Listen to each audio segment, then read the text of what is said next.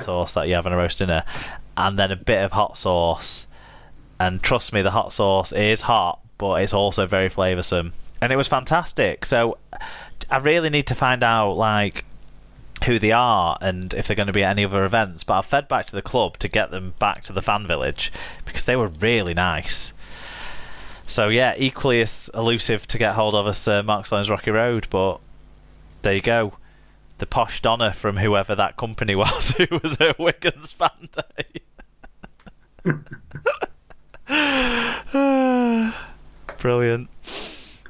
Next week we will be discussing the fallout from who finished where and make some tips for the playoff action to come. And it's Sarah that joins me, so it's going to be. Well, is the curse on? We're either going to get a real debrief into the Hull FC season, which will be, I think, valuable from someone who's seen almost all of their action this year and has a great insight on that sort of on that side and how the fans think of that side, or we're going to get jubilation and confidence towards the playoff run. So we could get it both ways, but it's definitely going to be worth checking out, I think, either which way.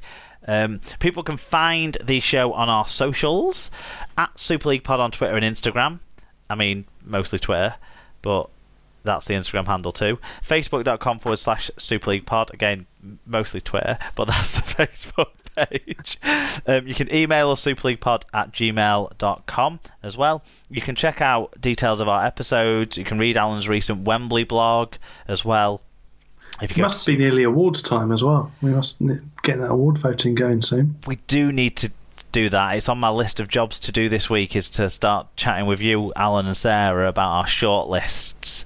So thanks for reminding that. Yeah, and I'm sure we'll be putting details of that up on superleaguepod.com as well over the next few weeks. In fact, next week we'll start to talk about the end of season review situation as well and try and encourage listeners whose sides seasons have finished to get their audio reviews in. We're going to try and go back to the old audio review system this year.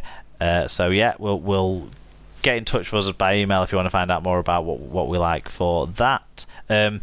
If you've listened to this episode but thought this was not the best way for me to listen to this episode, then I don't mean like how you sat or what clothes you're wearing. I mean what platform you've listened to it from. Then you can get us on Spreaker, Apple Podcasts, Leaguecast, Android app, Podcast Addict, Google Podcasts, Stitcher, rugbyleaguemedia.com and YouTube. And it is audio only, so you don't have to worry again about how we're seated or what we're wearing when we've done the show. Do you want to take us through our wonderful partner sponsors, Tim? Yep, starting with Rob's Toy Shop. Enter SLP discount on checkout at Rob's Toy Shop on eBay and get 5% cash back on orders over £5, plus give 1% cash back to SLP. Little Warden, formally monitoring the tedious, which I've still not changed the copy of in this last Vital alerts for hidden issues. I've learnt it now. But head to littlewarden.com if you've got a website and see what they can do to help you make that run better. Mascot Browns for all your international RL gear. If you use our link that's shown on the episode blog post, we get 8% of your order value to help with running costs. Sarah's bookcase. Sarah sells Usborne books with access to over 3,000 titles from baby to teenager. There's something for everyone. Find out more on Sarah's bookcase on Facebook. You can also be like Tom and others recently and make a donation to support SLP if you like. PayPal.me/SuperLeaguePod is where to do that. All donations are hugely appreciated, large or small. If you donate £20 or more, you can pick up an SLP beanie hat. And if you do also want to be like Tom and get a fan view in, then on the news especially, then please do use the Google form for the news and tell us what you think. Yeah, that is true. You have to remind me to send out those links though, because otherwise I forget. And then no one sees them other than Tom, who's got it saved. But yeah. What am I going to do about that? Don't know. Something, sometime, somewhere. I can't remember what we were going to talk about. Oh, yeah. I also should have given a shout out at the top of the show, and I forgot to. I saw Aaron Smith and his wife at the Broncos under 19s game. And like when I started, I saw him from behind, and I thought, is that Aaron or isn't that Aaron? And then I got closer, and I was just about to like get my phone out to check Facebook to see what he looked like. I didn't think there'd be many pictures of him from behind though, but he turned around at that moment. I was like, it is Aaron, fantastic. So chatted to those guys for a bit, which was really wonderful. Great to speak to them. So I just wanted to sort of mention how much I enjoyed chatting to them. You have met him before. I have met him before, yeah, but again from the front, Tim. So, to be honest, it was his son that I noticed on the other side of the barrier talking to him that made me think, I think that's Aaron. But then it was, which was fantastic. It was great to chat to those guys. I really had a nice time chatting to them. They're doing a thing this year where well, not just this year, I guess, but they're trying to hit all the county tops in the country. So whenever they're doing their trips, following their children in their sporting endeavours and that sort of stuff, they try and hit county top walk on that travel, which is fantastic. So what's that? Is that the highest point in the county? Yes, exactly. Yeah.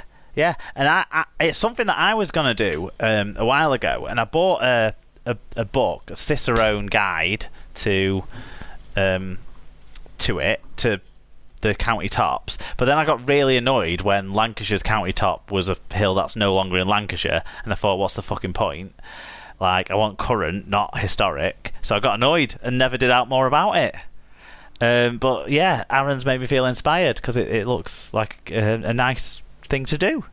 So maybe something for the future for me. It's a challenge, but yeah, it was nice to see those guys. Yeah.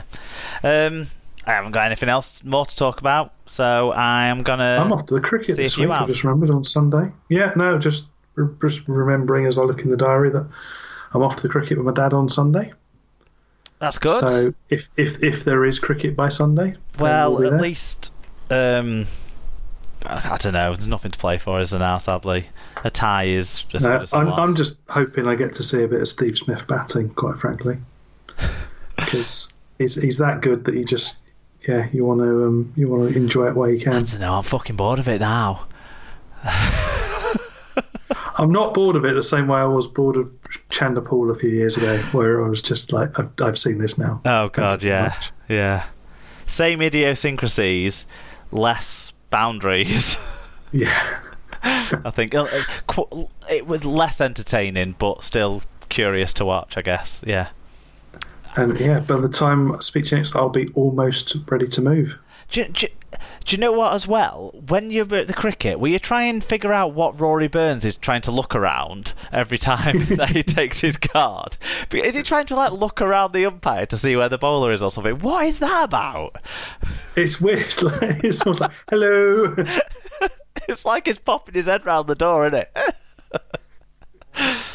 Anyway, before we become Cricket League Pod, we will say thank you to everyone for listening to another episode of your favourite Rugby League podcast, the Super League Pod. Goodbye.